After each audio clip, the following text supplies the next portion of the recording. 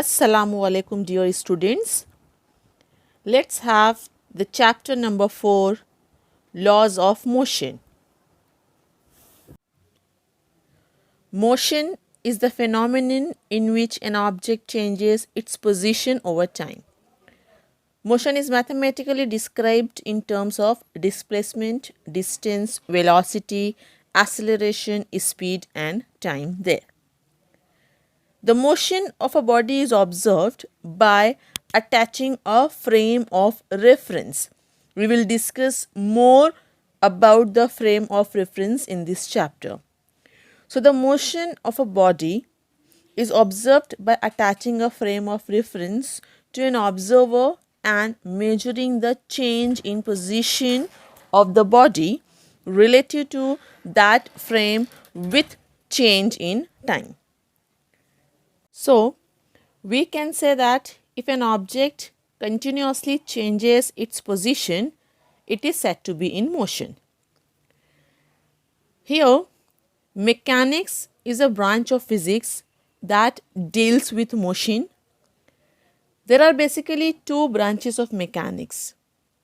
First one is statics, where we deal with object at rest or in equilibrium under the action of balanced forces. And number 2 is kinetics, which deals with actual motion. Kinetics can further divided into two branches. First is kinematics, another is dynamics. In kinematics, we describe various motions without discussing their cause. The various parameters discussed in kinematics are distance, displacement, speed, velocity, and acceleration. Where in dynamics, we describe the motion along with its cause, which is force or and torque. The parameters discussed in dynamics are momentum, force, energy, power, etc. in addition to those in kinematics. As we come to know that the motion is strictly a relative concept. That is, it should always be described in context to a reference frame. The reference frame is nothing but we are considering such a frame to know or describe the motion that you need to describe or define some reference. Such a frame is said to be the frame of reference. For example, if you are in a running bus, neither you nor your co-passenger sitting in the bus are in motion in your reference. That means with respect to your reference, any one of the passenger is not moving in a moving bus. Okay. However, from the ground reference, bus, you and all passengers are in motion there. So, here there is a need to describe the position of any object. There is a need to describe the motion of any object. We have to refer something that.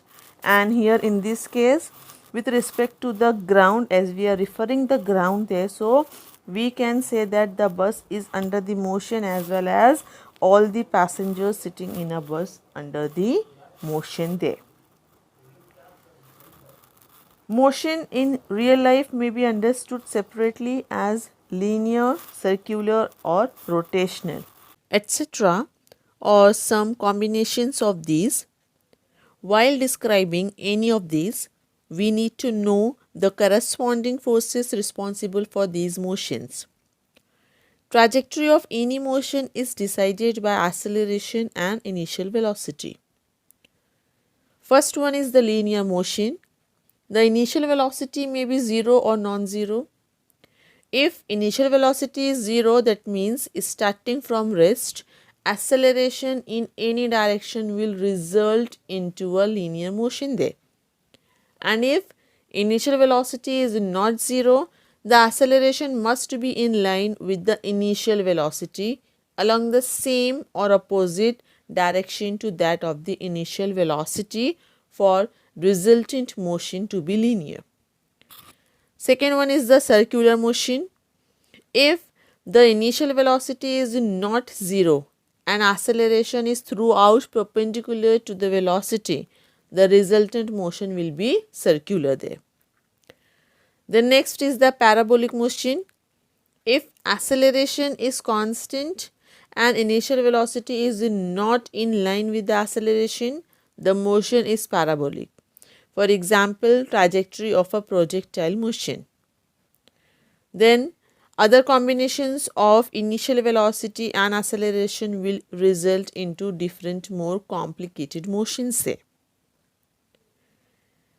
After knowing about the motion, here Aristotle stated that an external force is required to keep a body in uniform motion. As kinematics deals with the motion of particles or bodies without considering the cause of motion, where the cause of motion, that is the force, which plays very important role in our day-to-day life. According to Aristotle, he stated that an external force is required to keep a body in uniform motion. Only this much statement was given by the Aristotle. And this was probably based on a common experience, like a ball rolling on a surface stops after rolling through some distance. Thus, to keep the ball moving with constant velocity, we have to continuously apply a force on it. Similar example can be found elsewhere, like a paper plane flying through air or a paper board propelled with some initial velocity. The correct explanation to the Aristotle fallacy was first given by the Galileo, which was later used by Newton in formulating laws of motion.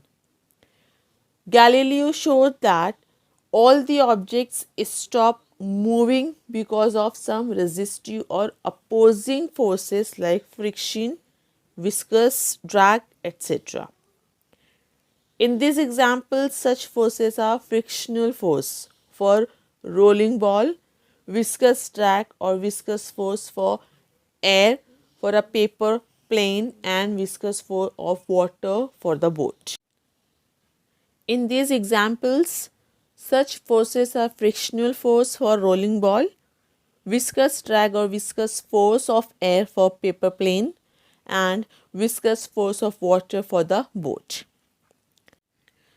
Thus, in reality, for an uninterrupted motion of a body, an additional external force is required for overcoming these opposing forces.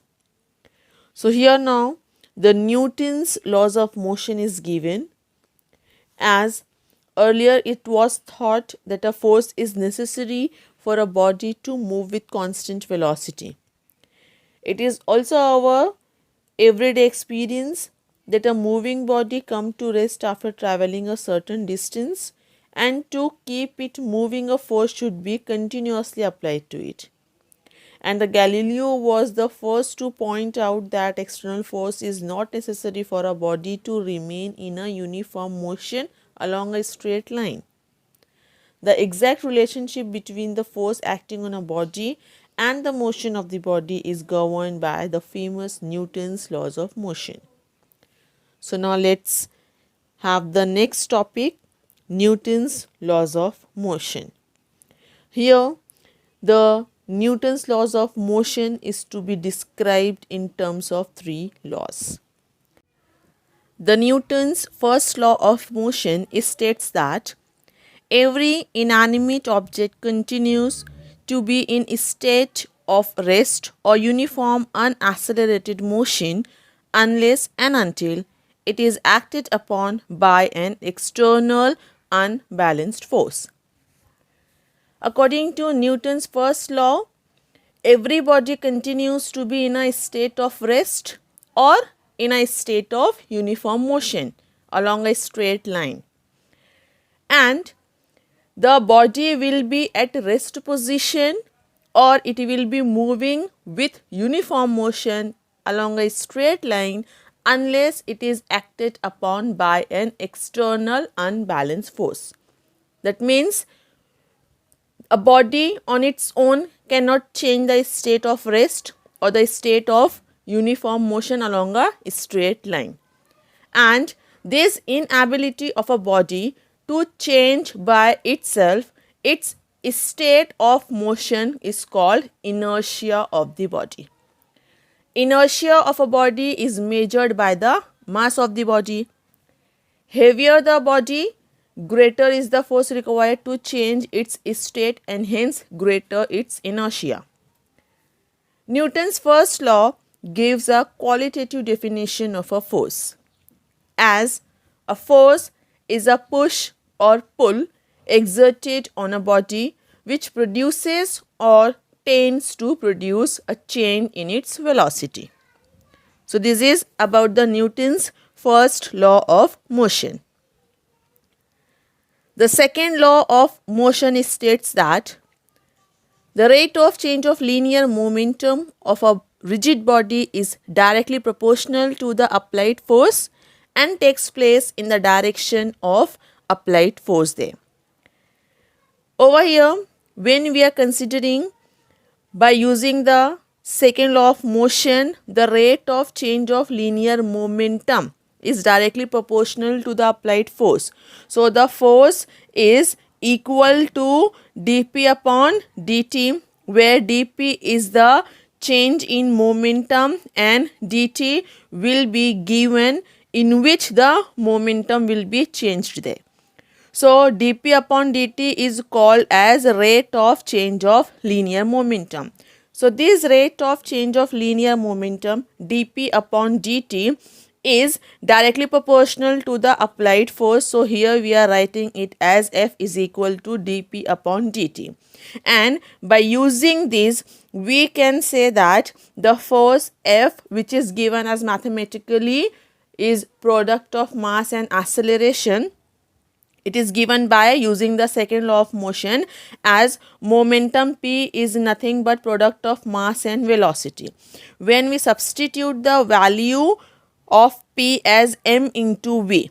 So for a constant mass m, here we have to write it as m into dv upon dt, where dv will be the change in velocity and dt the time in which the velocity is to be changed. So dv upon dt into m is there, and hence dv upon dt is nothing but the acceleration produced in a body. That means whenever the force is to be applied on a body, acceleration is produced in a body for a constant mass.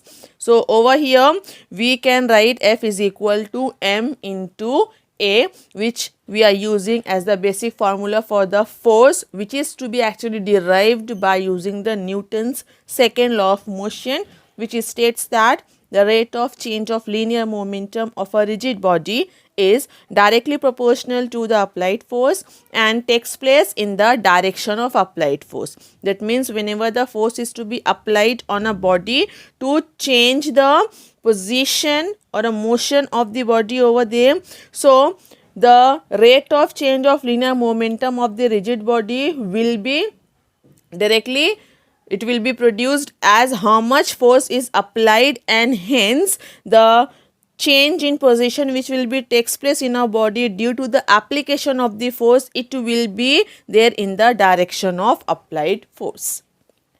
The Newton's third law of motion states that to every action, that is nothing but a force, there is an equal and opposite reaction. Action and reaction over here is given by means of force there. So to every action there is an equal and opposite reaction there. This is the third law of motion. That means if body A exerts force on body B, then body B also exerts equal and opposite force on body A simultaneously. Equal amount of force is to be acting on a body A but in opposite direction.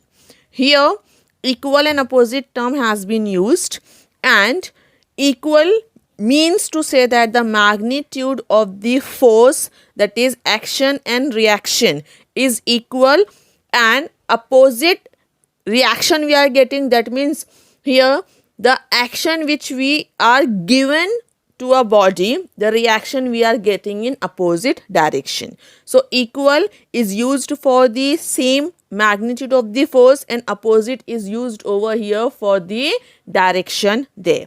So we can say that the forces always occurs in pairs. Any one can be called as action and other as reaction. A single isolated force is not possible.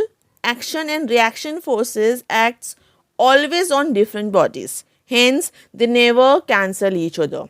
Each force produces its own effect there. So, this is about the third law of motion. Now, let's have more discussion about it. As from the Newton's second law of motion, we had discussed F is equal to dp upon dt. And now let's substitute the value of the dp, which is m into v. And for a given body, mass m is constant. So here we can write it as m into dv upon dt, where this dv upon dt is nothing but rate of change of velocity, which is called as acceleration, and hence force will come to us as m into a, that is for a constant mass. Now from this equation, as we are using F is equal to product of mass and acceleration, if force is 0, velocity v is constant. If force F is 0, velocity v is said to be a constant there. As we know that the derivative of the constant is always 0. So when v is constant, so dv upon dt will be 0. 0 into m will be 0, hence we are getting the value of F as 0 there. So we can say that if F is 0, v is constant. Hence if there is no force, F is 0, that means no force is acting on a body, velocity v is constant, we can say that velocity will not be changed there. When the force is not acting on a body, velocity will not change. Hence if F is 0, v is constant there. This is nothing but the Newton's first law of motion. That means when we apply the force on a body, then only the state of the body will be changed, otherwise it will remain in the same state. Now let's have importance of Newton's first law of motion. The very first importance of Newton's first law of motion is it shows an equivalence between a state of rest and a state of uniform motion along a straight line, as both need a net unbalanced force to change the state. Both these are referred as a state of motion. The state of rest, that means the body will be at rest position, or a state of uniform motion along a straight line, that means the body is moving with uniform velocity along a straight line. Both of them are called as the state of motion. The distinction between the state of rest and uniform motion lies in the choice of the frame of reference.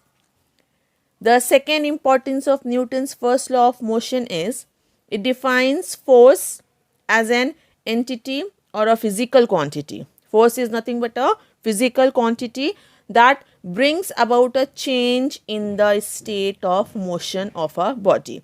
That means by applying the force, the body which perform the state of rest will come under the motion or tries to come under the motion there. That means the state of rest will be changes by the application of the force. Similarly, when the force is to be applied on a body which is moving with a uniform motion, its motion will be disturbed, or we can say that the acceleration is produced in a body. The velocity may be increased or decreased by the application of the force. So over here the Newton's first law of motion defines the force, which is a physical quantity that brings about a change in the state of motion of the body. That is, Force is something that initiate a motion or controls the motion actually. The second law gives its quantitative understanding or its mathematical expression, from which we are getting force F is equal to product of mass and acceleration. The third importance of the Newton's first law of motion is it defines inertia as a fundamental property of every physical object by which the body or object resists any change in its state of motion. That means over here the body which is at the rest position, it will remain at rest until the external unbalanced force applied on it. And the body which perform the uniform motion along a straight line, it will be continuous in a uniform motion along the straight line until the unbalanced force applied on it. That means over here every physical object by which the body resists any change in its state of the motion, that is said to be called as inertia. So the Newton's first law of motion defines inertia as a fundamental property, and inertia is measured as the mass of the object. As we had discussed earlier, heavier the body, greater is the force required to change its state, and hence greater is its inertia. More specifically, it is called inertial mass, which is the ratio of net force F to the corresponding acceleration A. As by using the second law of motion, we are getting the formula mathematical expression for the force F is equal to m into A. So m is to be written as F upon A. So over here the inertial mass, we can say that the ratio of the net force F to the corresponding acceleration A there. Now next let's have the importance of Newton's second law of motion. The first importance of Newton's second law of motion is it gives mathematical formulation for the quantitative measurement of force as the rate of change of linear momentum. By using the second law of motion, it states that the rate of change of linear momentum of a rigid body is directly proportional to the applied force and takes place in the direction of applied force. So from this we can formulate and give the quantitative measurement of the force in terms of the rate of change of linear momentum, and hence it defines the momentum P, which is equal to product of mass and velocity, instead of velocity as a fundamental quantity related to the motion. What is changed by the force is the momentum and not necessarily the velocity. Over here the momentum is to be taken under consideration, and the Aristotle's fallacy is overcome by considering the resultant unbalanced force. As Aristotle stated that an external force is required to keep a body in uniform motion. Now let's have the importance of Newton's third law of motion. The very first importance of Newton's third law of motion is it defines action and reaction as a pair of equal and opposite forces acting along the same line. And the second importance of Newton's third law of motion is action and reaction forces are always on different objects. Now let's have the consequences of this Newton's third law of motion.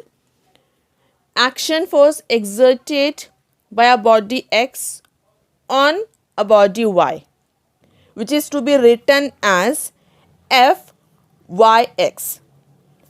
The force is to be exerted by the body X on the body Y, so that Fyx represents the force is acting on the body Y due to the action force which is produced by the body X there. As a result, body Y exerts reaction force on body X, which is to be written as Fxy. So Fxy represents the reaction force is to be acting on the body X due to the body Y there. Now in this case, body X experiences the force Fxy only, while the body Y experiences the force Fyx only. Now the forces Fxy and Fyx are equal in magnitude and opposite in their directions. But there is no question of cancellation of these forces as those are experienced by different objects. The forces Fxy and Fyx need not be contact forces. Repulsive forces between two magnets is a pair of action-reaction forces. In this case, the two magnets are not in contact. Gravitational force between Earth and Moon or between Earth and Sun are also similar pairs of non-contact action-reaction forces. So this is all about the importance of Newton's first, second and third law of motion we have studied. And hence Newton's laws of motion we have discussed here. The chapter will be continued next time in the next lecture. Thank you.